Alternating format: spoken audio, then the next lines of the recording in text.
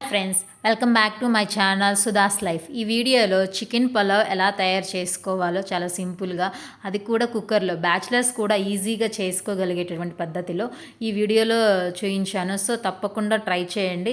చాలా అంటే చాలా టేస్టీగా ఉండిద్ది. సో మనం చికెన్ పలావ్ ఎలా తయారు చేయాలో చూద్దాం. చాలా సింపుల్గా చేసుకోవచ్చు. సో దీనికోసం ఫస్ట్ నేను ఇక్కడైతే ఒక పావు కేజీ తీసుకున్నాను.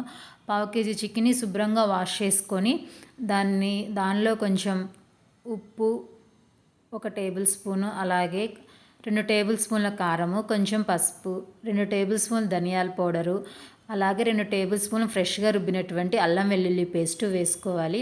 తర్వాత ఒక హాఫ్ లెమను నిమ్మరసాన్ని పిండుకోవాలి. ఆ తర్వాత 2 టేబుల్ స్పూన్ల ఆయిల్ వేసుకొని ఈ మసాలా మొత్తాన్ని చికెన్కి ప్రాపర్గా పట్టేలాగా చేతితోనే కలపాలి. ఈ మసాలా అంతా కూడా ఇలా కోటింగ్ లాగా పైన ఇలా చేతితో ఇలా మొత్తానికి ముక్కలకు అయ్యేలాగా మంచిగా మిక్స్ చేసుకోవాలి.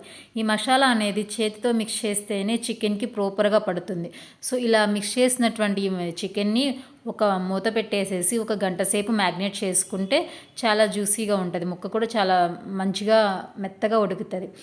ఇప్పుడు మనము ఒక గ్లాస్ బాస్మతి రైస్కి ఒక గ్లాస్ నార్మల్ రైస్ని యాడ్ చేసుకొని రెండింటిని మిక్స్ చేసుకొని అలాగే వాటర్ యాడ్ చేసుకొని మంచిగా 2 సార్లు శుభ్రంగా వాష్ చేసుకొని ఈ బాస్మతి రైస్ అలాగే నార్మల్ బియ్యాన్ని మనం ఒక అరగంట సేపు నానబెట్టుకోవాలి. లేదు అంటే కనుక మీరు ఓన్లీ నార్మల్ రైస్తో అయినా చేసుకోవచ్చు ఈ రైస్ని. ఇప్పుడు ఒక కుక్కర్ బౌల్ తీసుకొని దానిలోనికి గీని కానీ లేకపోతే ఆయిల్ కానీ 2 టేబుల్ స్పూన్లు వేసుకొని హోల్ బిర్యానీ దినుసులు మొత్తం ఈ ఆయిల్లో వేసుకొని అవి వేగిన తర్వాత ఒక కప్పు జీడిపప్పు, అలాగే సన్నగా కట్ చేసినటువంటి ఉల్లిపాయ ముక్కలు, అలాగే 2 సన్నగా కట్ చేసినటువంటి పచ్చిమిర్చి. సో ఉల్లిపాయలు త్వరగా వేగడానికి సాల్ట్ వేసుకోవాలి.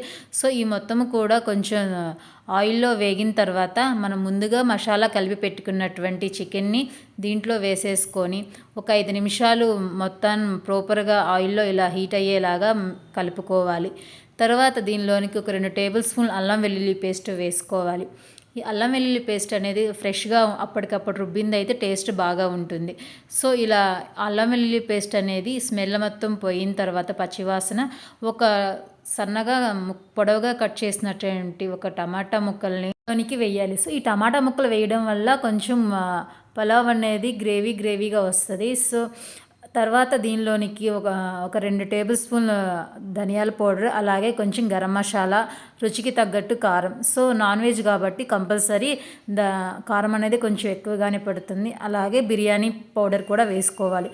సన్నగా తగినటువంటి ఒక కప్పు కొత్తిమీర, అలాగే పుదీనా, 2 టేబుల్ స్పూన్ల పెరుగు వేసుకొని ఈ మొత్తం ప్రాపర్గా మిక్స్ అయ్యేలాగా మొత్తం ఒకసారి కలబెట్టుకొని ఒక 5 నిమిషాలు మూత పెట్టేసుకొని మగ్గనించుకోవాలి. తర్వాత ఒక 10 నిమిషాలు మూత తీసేసి పట్టేసుకొని ఇలా చూసారా ఆయిల్ అదంతా కూడా ఇలా పైకి పొంగుతున్నట్లు ఉడుకుతున్నట్లు కనిపిస్తుంది. సో ఇప్పుడు మనం ముందుగా నానబెట్టుకున్నటువంటి ఒక గంట సేపు నానబెట్టినటువంటి రైస్ని తీసి దీంట్లో వేసుకొని మొత్తాన్ని ఒక 5 నిమిషాలు ఇలా మూత పెట్టకుండా కొంచెం మీడియం ఫ్లేమ్లోనే కొంచెం వేయించాలి ఆ రైస్ని.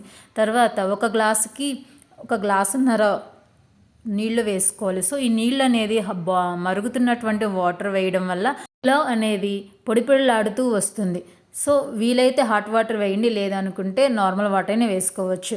సో తర్వాత చివరిగా దీనిలోనికి 2 టేబుల్ స్పూన్ల ఘీ వేసుకొని మొత్తాన్ని ఒకసారి కలబెట్టేసేసుకొని కొంచెం చివరిలో కొంచెం తరిగినటువంటి కొత్తిమీర వేసుకొని ఒకసారి కలిపేసేసి ప్రెషర్ కుక్కర్ మూత పెట్టేసుకొని మీడియం ఫ్లేమ్లో పెట్టుకొని 3 విజిల్స్ రానివ్వాలి. సో 3 విజిల్స్ రానిచ్చిన తర్వాత ప్రెషర్ మొత్తం పోయిన తర్వాత అదిగో ఇప్పుడు చూపిస్తున్నాను కదా.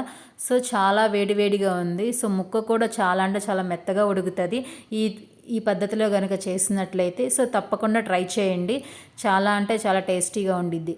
Thank you for watching my video. Please like, share and subscribe my channel.